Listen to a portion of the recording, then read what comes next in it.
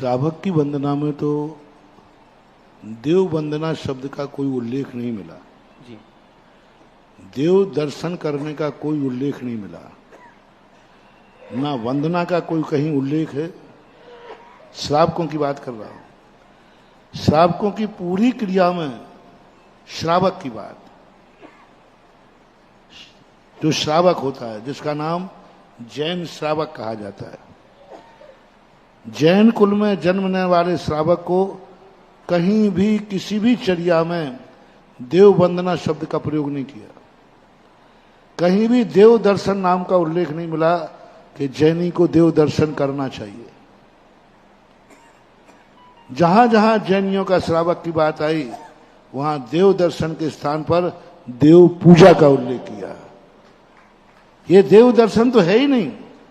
देव दर्शन 5 लोगों के लिए है, तिरंचों के लिए, शूद्रों के लिए, ऐसे पापियों के लिए जिन्होंने कोई महान पाप किया है, कोड़ी कुष्ठी के लिए,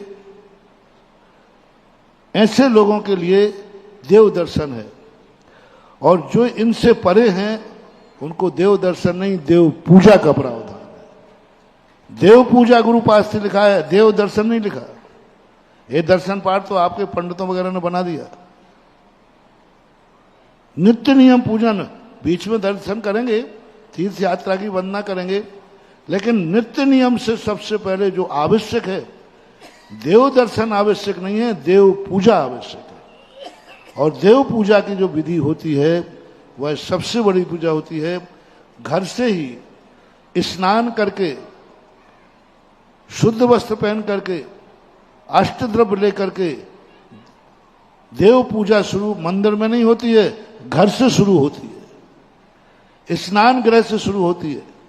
वो नहाते समय संकल्प करता है कि मैं मंदिर के लिए नहा रहा हूं, पूजा के लिए नहा रहा हूं। वो उसी प्रकार से नहाएगा, अशुद्ध से साबुनों से नहीं नहाएगा क्योंकि पूजा के लिए नहा रहा है। अशुद्ध कपड़े नहीं पहनेगा क्योंकि पूजा के लिए पहन रहा है। नहाने के बाद वो ऐसे शुद्ध कपड़े पहनेगा जो पूजा के लायक है। और वहां से अष्टद्रव्य का थाल लेकर चलता है, चल करके मंदिर को दूर से शिखर देख करके दूर से मंदिर को नमस्कार करता है। आने के बाद पाद प्रक्षालन करता हुआ ध्वज भूमि के यहाँ प्रवेश, ध्वज भूमि के पहले पाद प्रक्षालन है, फिर ध्वज भूमि में प्रवेश करता हुआ मंदिर की देरी को नमस्कार करता है। ये चैत्यालय वंदना है। चैत्य के पहले चैत्यालय की वंदना कही गई। चैत्यालय किसे बोलते हैं?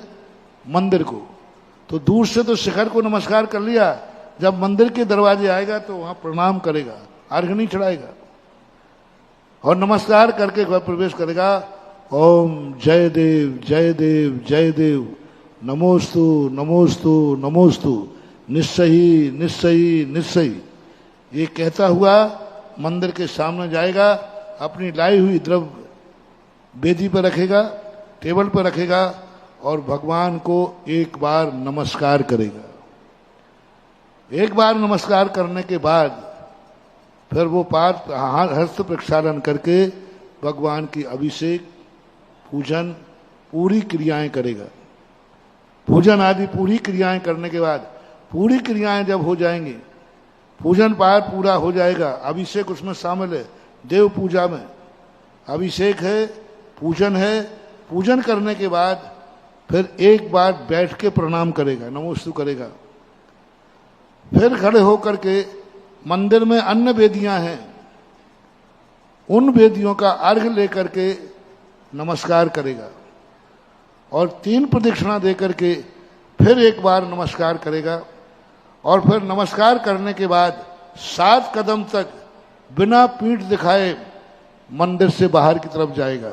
7 कदम, मान लो यहां तो 7 कदम तक वो पीठ नहीं दिखाएगा, थोड़ा तिरछा करके चलेगा और 7 कदम के बाद खड़े होकर के कहेगा पुनः दर्शनम भूयात। 7 कदम बाद कहेगा, हे भगवान, मैं पुनः आपके दर्शन पूजन करने के लिए पुनः आऊं, ऐसा आशीर्वाद चाहता हूं। और वहीं से नमस्कार नहीं, प्रणाम करके और फिर घर को जाएगा।